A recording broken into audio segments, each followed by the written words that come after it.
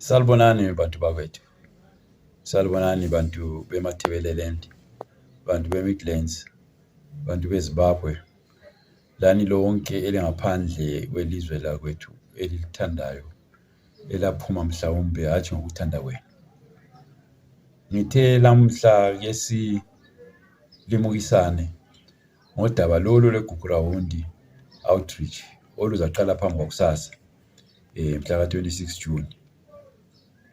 Udaba lolu lizakhumbula lina elilapha ekhaya ukuthi sike sabhoda nyakenye eMidlands, ema-North lema-South sibonisana ngokuthi nantu udaba luyeza luza lezinduna. Latsho elukufisayo lakhuluma ke ukuthi belifuna lina ukuthi oza kini ngulo onguye waphatheka ekwenzeni iGugurawundi okuthiwa yi-perpetrator. Kodwa latsho ke futhi ukuthi hayi lizahamba liyezitshela izinduna konke okungaphakathi kwenu lelikufisa ukuthi ngabe kuyenzeka. So luphendukile ke uhlelo lolu njengobana lisazi luphenduka soluchasiswa ngendlela ezehlukeneyo, ngendlela ezimangalisayo kakhulu. Uchasisile uCharumbira emalangeni ambalwa edlulileyo ukuthi uhlelo lolu yebo lukhokhelwa zinduna, kodwa induna izabe incediswa ngabanye abantu abangu-14, 16 kugoqela lethimba lenduna. Waphinda watsho ke ukuthi nxa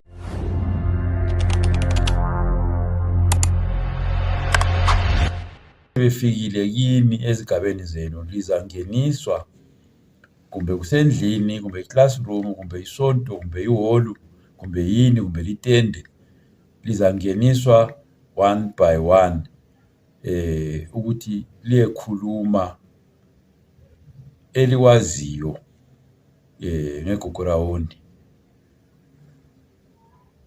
Kuyisimanga ke lokho, sibone ngani kuyindlela yokwethusela abantu ukuthi lingakhulumi elikufisayo. Njalo sibone ngani liyabe lingavikelekanga, isecurity yenu iyabe ingekho ukuthi ungakhuluma okufisayo. Nxa usuphuma lapho ke, nxa kungayisikho abakufunayo, uzaba safe okunganani. Yikho ke thina njengeZAPHU sibona kungalunganga ukuthi abantu bephathwe ngalolo hlobo, ngemva kokuthi khona ivele silokho siphakathi kobuhlungu, silokho siphakathi kokwethuka, siyesaba, siphinde ke siye interrogatwa ngaleyo ndlela, asiboni kuqondile.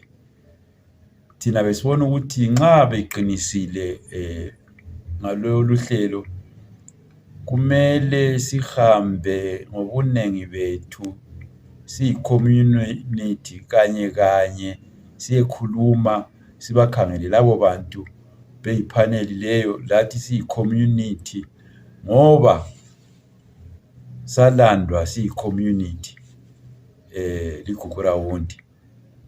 Salinyalelwa, salahlekelwa, safelwa siyi-community. So thina njengeZAPHU sithi mhlawumbe ke sikhangele ukuthi kulungile na ukuthi silandele lento esiphathelwa ngumnankagwa lezinduna. Lizakhumbula ke njalo ukuthi sike saxoxa ukuthi lona uhlelo lolu luvele aluqondanga, ngoba asilo hlelo lwehulumende, luhlelo lomuntu, umuntu engumnankagwa. Luhlelo oluchiya iMidlands kumbe sithi inkabazwe ngaphandle kwendaba. Yona inkabazwe layo yalinyazwa liGugurawundi. Njalo izinduna akusizo okumele ukuthi ngabe ziye ebantwini ngoba lazo zadubeka ngaleso sikhathi. Ezinye izinduna zaze zafa zabulawa ngesikhathi segugurawundi. Yikho okokuqala. Bese sesithi-ke thina udaba lolu ludinga abantu ababili.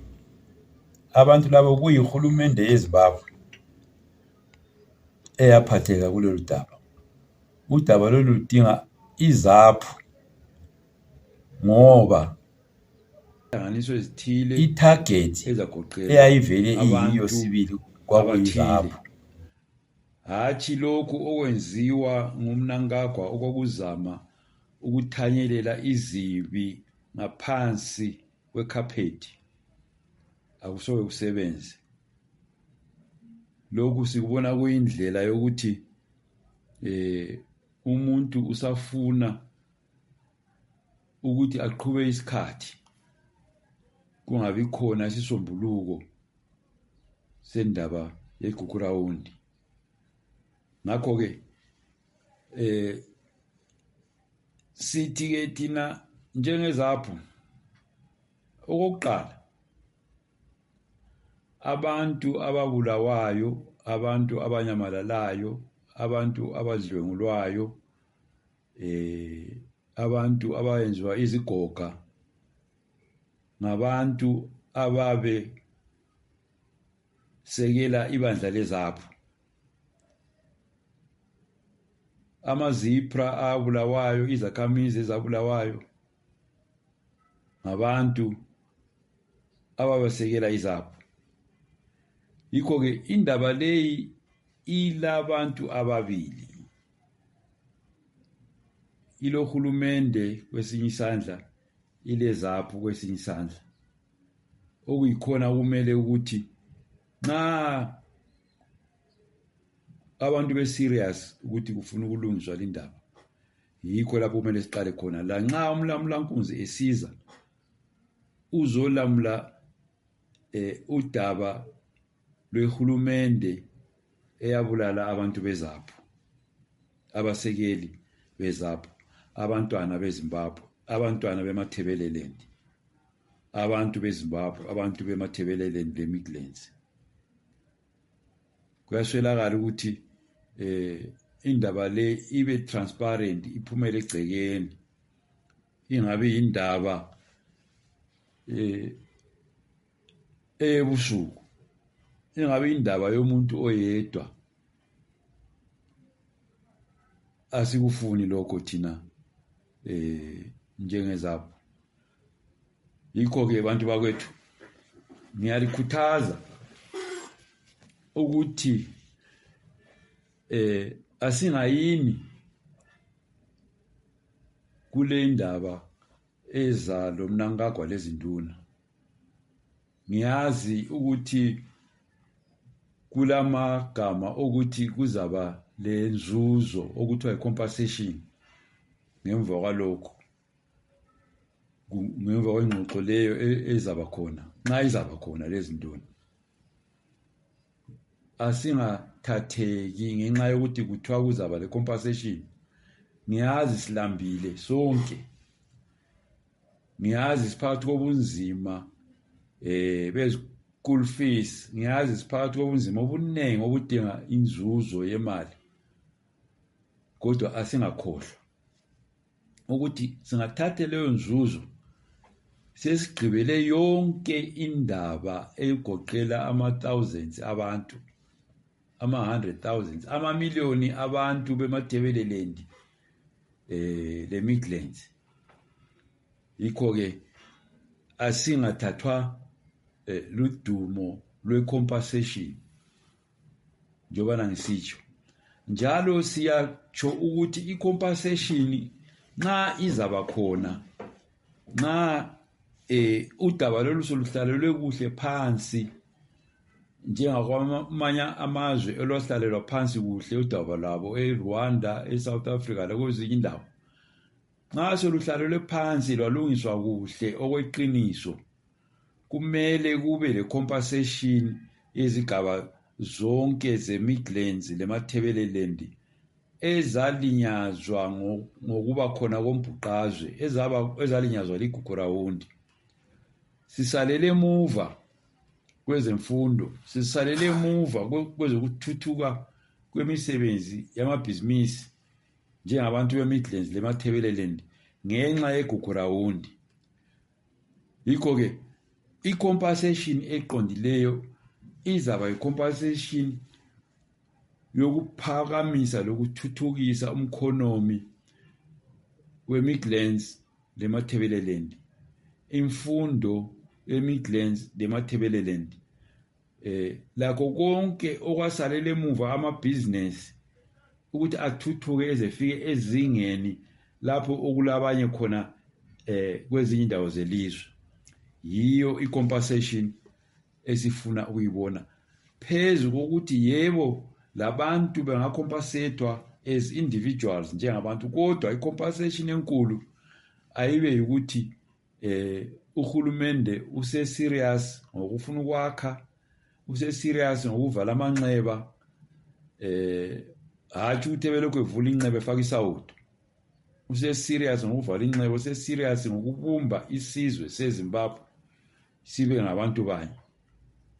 Yikho lapho kuyaqala khona esifuna kube le compensation khona, ukuyaqala khona ukuthi sesi-serious ngokwakha ilizwe elafelwa ngabantu abangaka, esalilwela sindawonye, labo nabo asebesithi ilizwe ngelabo bodwa, asebesidla inotho yesizwe kumele idliwe ngabantu besidla bodwa. Yikho-ke bantu bakwethu ngithe lamhla sibonisane ngodaba lolu. Ake sekeleni ukusetshenziswa kudlalwa ngathi, iminyaka isiminengi kakhulu kudlalwa ngathi, kudlalwa ngabantu beZimbabwe.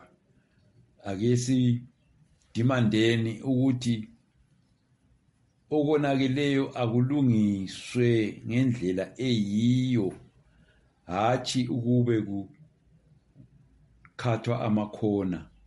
Akulungiswe ngendlela eyiyo ukwenzela ukuthi isizwe seZimbabwe sihlale phansi, kungabi khona futhi ukuxokozela sisiya phambili. Libe lilanga elihle bantu beZimbabwe, ngiyabonga.